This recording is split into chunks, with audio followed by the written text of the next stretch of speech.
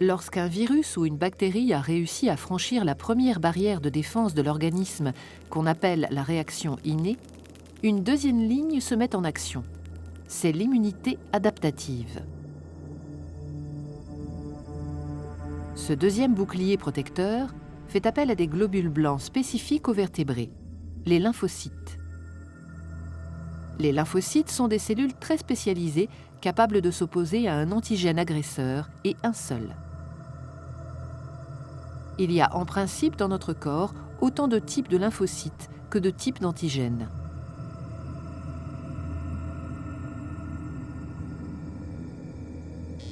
Lorsqu'un antigène agresseur a réussi à franchir la première barrière de défense de l'organisme, ces lymphocytes se mobilisent et quand ils reconnaissent la nature et l'identité de l'intrus, ils s'activent.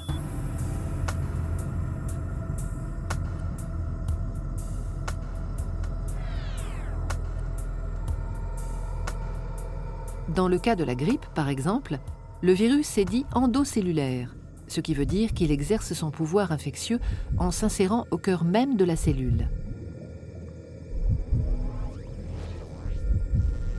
Il franchit sa membrane, pénètre à l'intérieur du cytoplasme où il se multiplie avant de se propager dans l'ensemble du corps. La cellule infectée présente alors à la surface de sa membrane des éléments identificateurs de l'antigène agresseur qui l'a contaminé.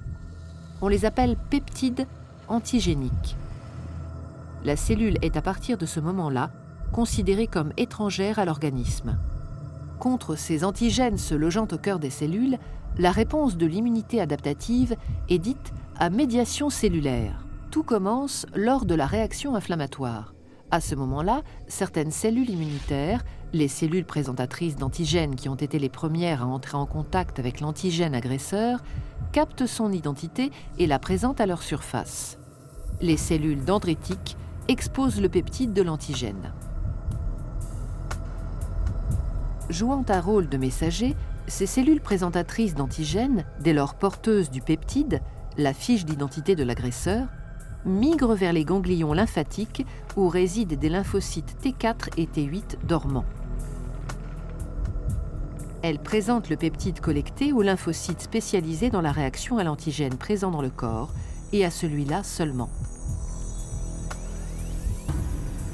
Une fois le message transmis et le dialogue établi, le lymphocyte T4 concerné est activé.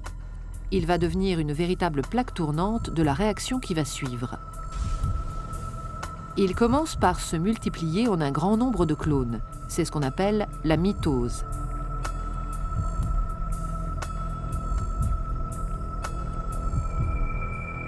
Certains des clones deviennent des LT4 mémoires. D'autres, appelés alors LT helper ou LT auxiliaires, deviennent capables de synthétiser et de sécréter des médiateurs chimiques, des cytokines, nommées interleukines ou lymphokines, qui vont déclencher la réaction des autres lymphocytes. Les interleukines émises stimulent à distance d'autres lymphocytes, notamment les lymphocytes T8, déjà mis en alerte depuis leur contact avec la cellule présentatrice d'antigènes. En réponse aux messages chimiques qu'ils reçoivent, les lymphocytes T8, dits immunocompétents, se multiplient à leur tour. Une partie, les LT8 mémoires, sont conservées. Les autres deviennent des cellules tueuses qu'on appelle lymphocytes T cytotoxiques. Patrouillant dans l'organisme, ils sont maintenant capables de reconnaître puis de détruire les cellules infectées.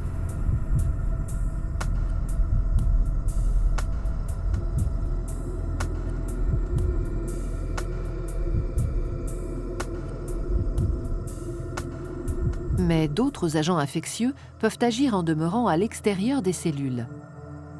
C'est le cas du tétanos et du choléra.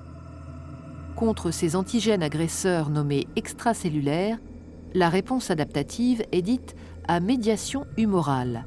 Et là, le scénario se déroule d'une toute autre manière. L'identification de l'antigène agresseur est opéré par une catégorie différente de lymphocytes, les lymphocytes B. Dès qu'ils ont identifié leur antigène, les lymphocytes B sont stimulés. Recevant à distance des cytokines, les messages chimiques émis par les lymphocytes T4 helper déjà en alerte, ils se multiplient par mitose.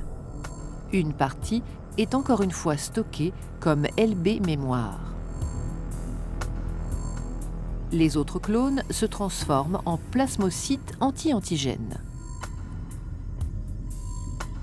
Ils produisent alors des anticorps circulants, spécifiquement dirigés contre l'antigène concerné.